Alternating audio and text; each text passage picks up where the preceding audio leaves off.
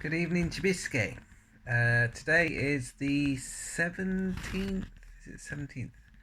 The 18th. 18th of March today. And today was a very interesting day. First of all, I spoke to you on the phone and we talked about the new Animal Crossings coming soon. And we talked about your school, and you said even though you've been off for a while now, you're still not wanting to go back. And then we talked a little bit about what else did we talk about? I was just telling you about what's going on in England, and so today, the first people, the schools were not allowed. They've been closed from Friday, so no more kids going to school in England, and I don't know when it's going to finish. It's going to be for a long time, so it's a very strange time at the moment. Um, but anyways, let's get back to the story at hand. I'll try and do two chapters if I can do today. Here we go. So here we go. So the first. Oh, hold on.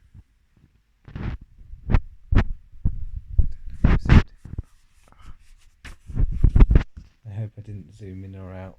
Here we go. Right. So this chapter is called The Meeting. Now that the manager had gone, I was not particularly alarmed. What better than to be imprisoned in a room full of these splendid ladies? If I ever got talking to them, I might even suggest that they come and do a bit of cruelty to children preventing at my school.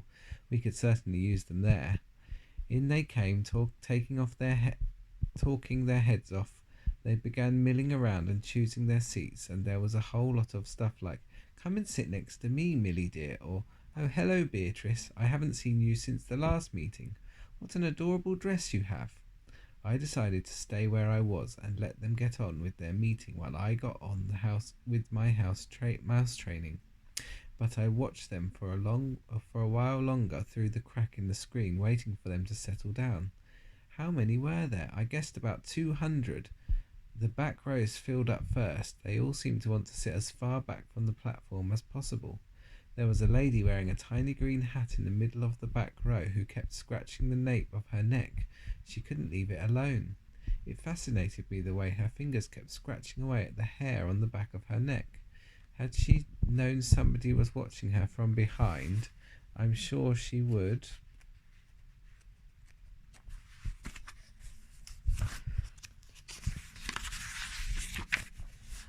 Here we go. There's the scratching, I think.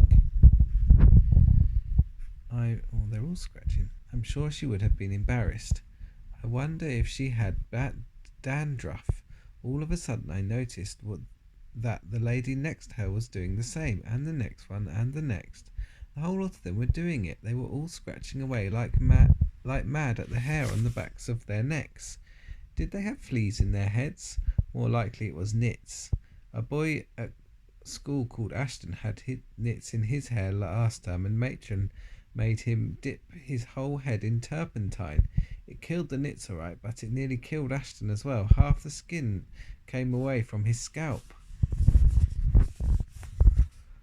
I began to be fascinated by these hair scratching ladies. It was all funny when you catch someone doing something coarse and she thinks no one is looking. Nose picking, for example, or scratching her bottom.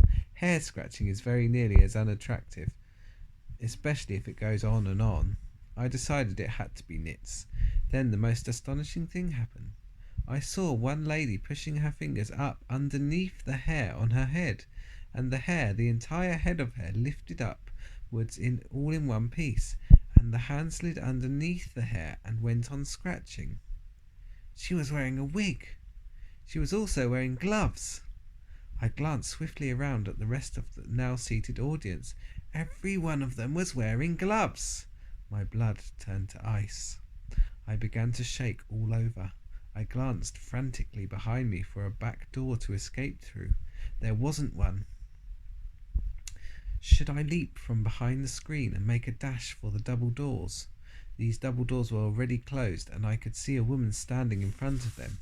She was bending forward and fixing some sort of metal chain round the two door handles. Keep still, I told myself. No one has seen you yet. There's no reason in the world why they should come and look behind the screen. but one false move, one cough, one sneeze, one nose blow, one little sound of any sort, and it won't be just one witch that gets you, it will be 200. Ooh, there he is. At that point, I think I fainted. The whole thing was altogether too much for a small boy to cope with, but I don't believe I was out for more than a few seconds, and when I came to, I was lying on the carpet and I was still, thank heavens, behind the screen. There was absolute silence all around me. Rather shakily, I got to my knees and peered once again through the crack in the screen. I think we're going to carry on because that was a very short chapter. Here we go. Frizzled like a fritter. That lady doesn't, or that witch doesn't look very nice. All the women, or rather the witches, were now sitting motionless in their chairs and staring as though hypnotized at somebody who had suddenly appeared on the platform. That somebody was another woman. The first thing I noticed about this woman was her size. She was tiny, probably no more than 4.5 feet tall. She looked quite young. I guessed about 25 or 6, and she was very pretty. She had on a rather stylish long black dress that reached to the ground, and she wore black gloves that came up to her elbows. Unlike the others, she wasn't wearing a hat. She didn't look to me like a witch at all, but she couldn't possibly not be one. Otherwise, what on earth was she doing up there on the platform? And why, for heaven's sake, were all the other witches gazing at her with such a mixture of adoration, awe, and fear? Dora Roca. Look at that witch quite. Oh, wait till you see the next page. Very slowly, the young lady on the platform raised her hands to her face. I saw her gloved fingers unhook something behind her ears, and then she caught hold of her cheeks and lifted her face clean away. The whole of that pretty face came away in her hands. It was a mask. As she took off the mask, she turned sideways and placed it carefully upon a small table nearby. And when she turned around again and faced us, I very nearly screamed out loud. Ta-da! Oh my goodness, Quina.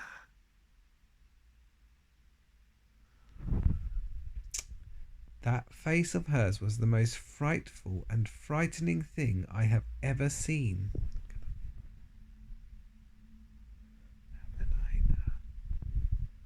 Just looking at it gave me the shakes all over. It was so crumpled and wizened, so shrunken and shriveled.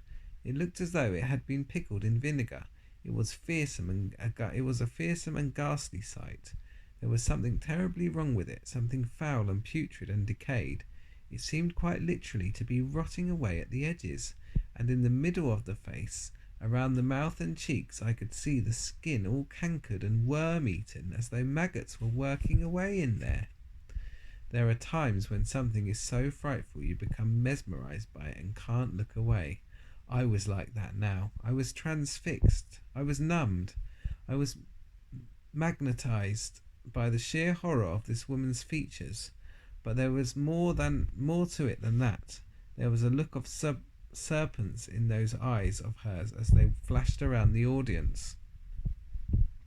I knew immediately, of course, that this was none other than the Grand High Witch herself. I knew also why she had worn a mask. She could never have moved around in public, let alone book in a hotel, with her real face. Everyone who saw her would have run away screaming. "The doors!" shouted the Grand High Witch in a voice that filled the room and bounced around the walls. "Are they chained and bolted?" "The doors are chained and bolted, your grandness," answered a voice in the audience. The brilliant snake eyes that were set so deep in the dreadful rotting worm-eaten face glared unblinkingly at the witches who sat facing her. "You may remove your gloves," she shouted.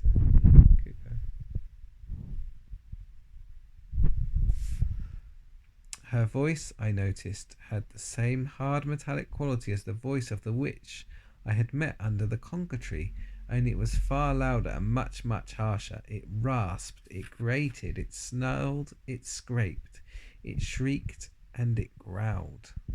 Every one in the room was peeling off her gloves. I was watching the hands of those in the back now.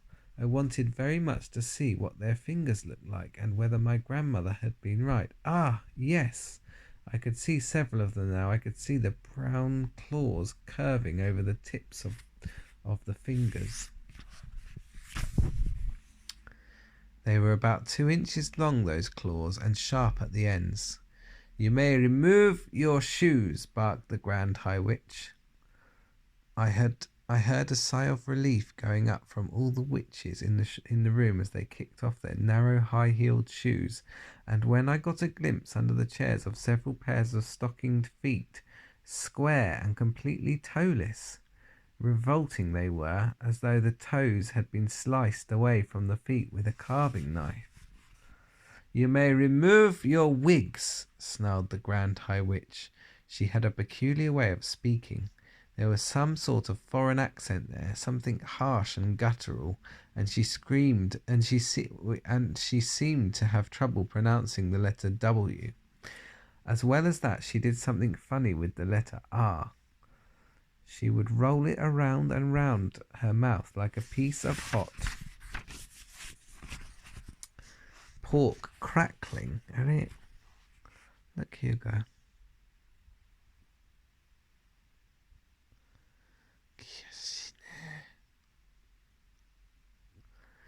Before spitting out, "Remove your wigs and get some fresh air into your spotty scalps," she shouted, and another sigh of relief arose from the audience as all the hands went up to the heads and all the wigs with the hats still on them were lifted away. There now appeared in front of me, row upon row of bald female heads, a sea of naked scalps, every one of them red and itchy looking from being rubbed by the linings of the wigs. I simply cannot tell you how awful they were, and somehow the whole sight was made more grotesque because underneath those frightful scabby bald heads the bodies were dressed in fashionable and rather pretty clothes. It was monstrous. It was unnatural. "Oh heavens," I thought. "Oh help, oh Lord, have mercy on me. These foul, bald-headed females are child killers, every one of them, and here I am imprisoned in the same room, and I can't escape." At that point, a new and doubly horrifying thought struck me. My grandmother had said that with their special nose holes they could smell out a child on a pitch-black night from right across the other side of the road. Up to now, my grandmother had been right every time. It seemed a certainty, therefore, that one of the witches in the back row was going to sniff me out at any moment, and then yell of dog's droppings would go up, and then the yell of dog's droppings would go up all over the room, and I would be cornered like a rat. I knelt on the carpet behind the screen, hardly daring to breathe. Then suddenly I remembered another very important thing my grandmother had told me. "The dirtier you are," she had said, "the harder it is for the witch to smell you." How long since I had had my last bath? Not for ages. I had my own room in the hotel, and my grandmother never bothered with silly things like that. Come to think of it, I don't believe I'd had a bath since we arrived. It's going to be sigh, Hugo. When had I last washed my hands or face? Certainly not this morning, not yesterday either. I glanced down at my hands. They were covered with smudge and mud, and goodness knows what else besides, so perhaps I had a chance after all. The stink waves couldn't possibly get out through all that dirt. "Witches of England!" shouted the Grand High Witch. She herself, I noticed, had not taken off her wig or her gloves or her shoes. "Witches of England!" she yelled. The audience stirred uneasily and sat up straighter in their chairs. "Miserable witches!" she said. "Useless, lazy witches! Feeble, fribbling witches! You are a heap of idle, good-for-nothing worms!" A shudder went through the audience. The Grand High Witch was clearly in an ugly mood, and they knew it. I had a feeling that something awful was going to happen soon. I am having my breakfast this morning, cried the Grand High Witch, and I am looking out on the window at the beach. And what am I seeing? I am asking you. What am I seeing? I am seeing a revolting sight. I am seeing hundreds. I am seeing thousands of rotten, repulsive little children playing on the sand. It is putting me right off my food. Why have you not rid of them? She screamed. Why have you not rubbed them all out, these filthy, smelly children? With each word she spoke, flecks of pale blue phlegm, like spit, shot from her mouth like bullets. I am asking you why, she screamed. Nobody answered her question. Children smell, she screamed. They stink out the world. We do not want those children around here. The bald heads in the audience all nodded vigorously. One child a week is no good to me, the Grand High Witch cried out. Is that the best you can do? We will do better, murmured the audience. We will do much better. Better is not good either, shrieked the Grand High Witch. I demand maximum results. So here are my orders. My orders are that every single child in this country shall be rubbed out, squashed, squirted, squittered, and frittered before I come here again in a year's time. Do I make myself clear? A great gasp went up from the audience. I saw the witches all looking at one another with deeply troubled expressions. And I heard one witch at the end of the front row saying aloud, all of them? We can't possibly wipe out all of them. The Grand High Witch whipped round as though someone had stuck a skewer in her bottom. Who said that? She said. Who dares to argue with me? It was you, was it not? She pointed a gloved finger, as sharp as a needle, at the witch who had spoken. I didn't mean it, your grandness, the witch cried. I didn't mean to argue. I was just talking to myself.